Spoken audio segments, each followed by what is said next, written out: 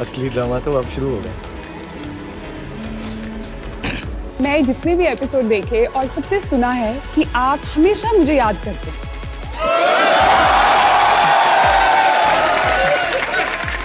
तो आज मैं चाहती हूँ कि आप प्लीज मेरी आंखों में आंखें डाल के देखें।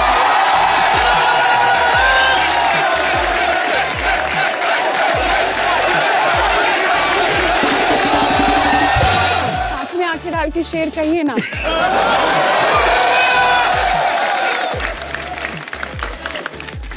मैंने आज मैंने शेर ढेर होते देख लिए। बाजी जो आप हमेशा बोलते हो मल्लिका के लिए वही 4 लाइनें बिल्कुल।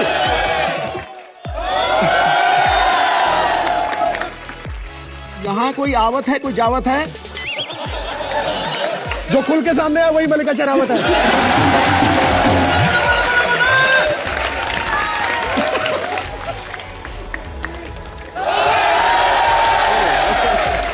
On it. You rock, man. My buddy Shari, you rock today. Give it up. All right. आज तो कसम से लाल ड्रेस में आप तो खड़ी हो ना तो शताब्दी रोक दें आप। जहां मल्लिका शेरावत है वहां कंट्रोवर्सी है, ऐसा क्यों? ये बात मेरी समझ में नहीं आती। पता नहीं हर जगह कंट्रोवर्सी हो जाती है, रूमर्स क्रिएट हो जाते हैं। अब देखिए ना, मैं इस शो में आई जी। हूँ और इस शो में हम सिर्फ बात ही करें, ओनली सिर्फ बात, तो मैं आपको एक ऐसे फ्रेंडली किस दे दूं, उसमें भी कंट्रोवर्सी हो जाएगी। तो इनका ये मानना है कि मैं चाहे फ्रेंडली किस करूं या ना भी करूं, सिर्फ बात ही करूं तो कंट्रोवर्सी हो जाती है। हाँ। अब होनी तो है ही।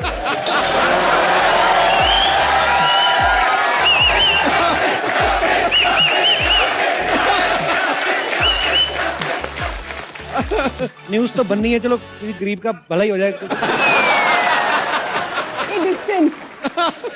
डिस्टेंस वाईफाई किस फ्रॉम माय साइड। ये अगर मैं आपसे ये पूछूं कि आप पे किस किस एक्टर ने लाइन मारी है तो ये मेरी बेवकूफी होगी। कोई एक नाम बताइए जिसने आप पे लाइन नहीं मारी हो आज तक।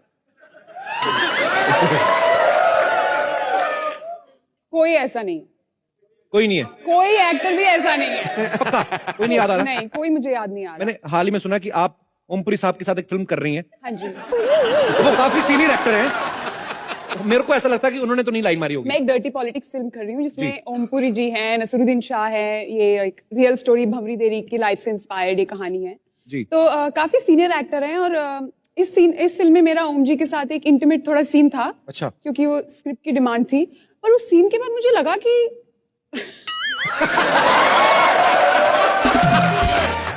ओम जी के साइड बर्न्स ना सफेद से काले होने शुरू हो गए।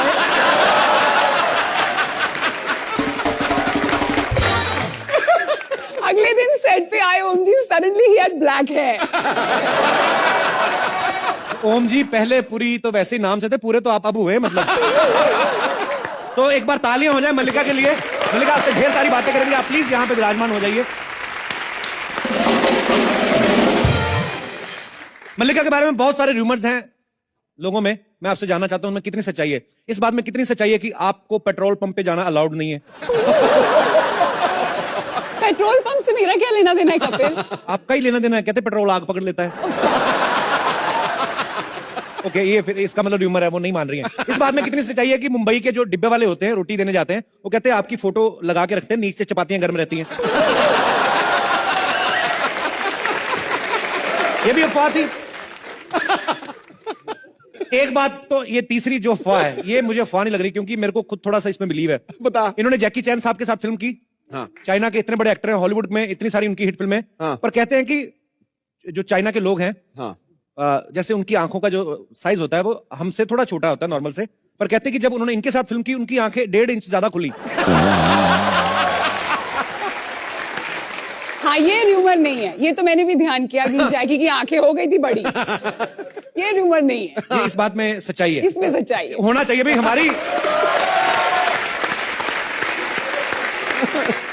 हमारी इंडिया की लड़की ने आंखें खोल दी चाइना वालों की।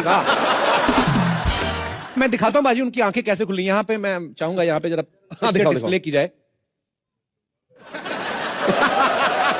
ऐसा उन्होंने आपको क्या बोला था जो आपने ये उनके साथ किया? ये मैं आपको नहीं बता सकती। और ये मैं आपको नेशनल टीवी पे तो बिल्कुल नहीं बताऊंगी। दूसरे देश वालों का सोचती हूँ, अपने देशवासियों का कुछ नहीं।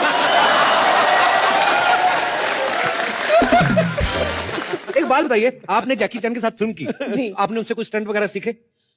हाँ, क्योंकि जैकी सब अपने स्टंट्स खुद करते हैं और अच्छा। उनको इम्प्रेस करने के लिए मुझे लगा कि मैं भी सारे स्टंट्स खुद करूं, और मुझे इतनी चोटें लगी कि मैं जिंदगी में स्टंट्स नहीं करूंगी अब।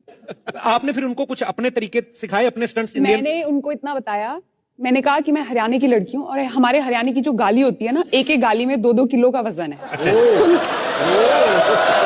तो फिर क्या बोले वो सुन के वैसे ही आदमी मर जाए, कुंफू की जरूरत नहीं है। ये मैं मानता हूँ। मल्लिका, आप अमेरिकन प्रेसिडेंट मिस्टर ओबामा से भी मिली आप। यहां पे प्लीज वो पिक्चर भी दिखाई जाए। तो एक बात बताइए, आप जब उनसे मिली तो कोई जरूरी काम था कि वो सिर्फ करीब से देखना चाहते थे आपको?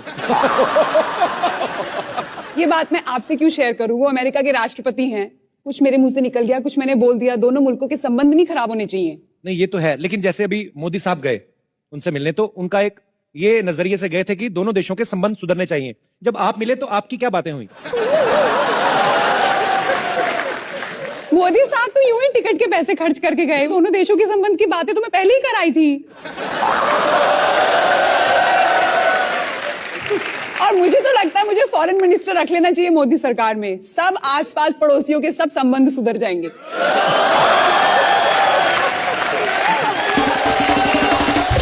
पहले हरियाणा वाली गाली गाल देके मेरे को डरा दिया था। बहुत सारी हम लोग हीरोइन देखते हैं भाजी, कई फिल्मी बैकग्राउंड से होती हैं, कोई मिस इंडिया बन के आ रही हैं, कोई किसी तरीके एंट्री कर रहे हैं बॉलीवुड में। आप हरियाणा जैसी स्टेट से हैं जहां से पहलवान बड़े आए, बॉक्सर्स बड़े निकले, स्पोर्ट्समैन बड़े निकले, लेकिन हीरोइन और ऐसा मास्टरपीस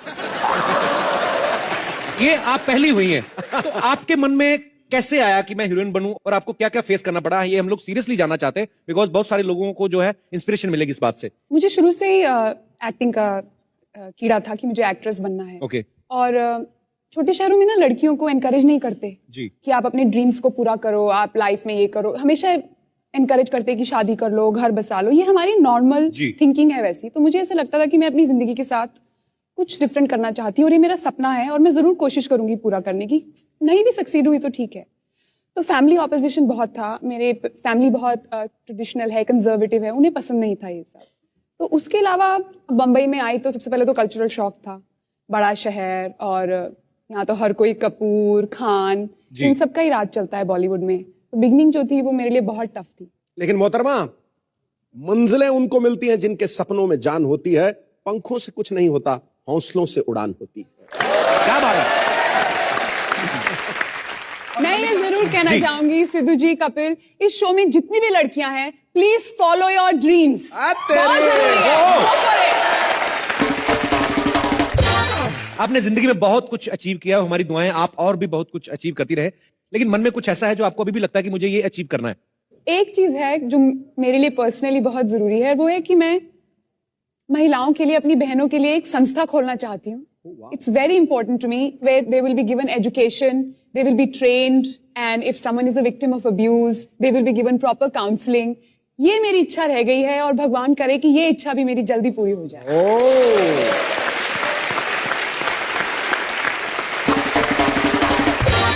इंसान जो भी सोचता है और सच्चे दिल से सोचता है और किसी का भला करने के लिए सोचता है, मेरा ऐसा मानना है कि भगवान उसकी मदद जरूर करता है और आप बहुत जल्द ही ये काम भी पूरा कर लेंगी। बहुत अच्छी सोच है आपकी। भाजी, आज अगर हम अपने देश की बात करें तो बहुत सारी जो है टेंशन चल रही हैं।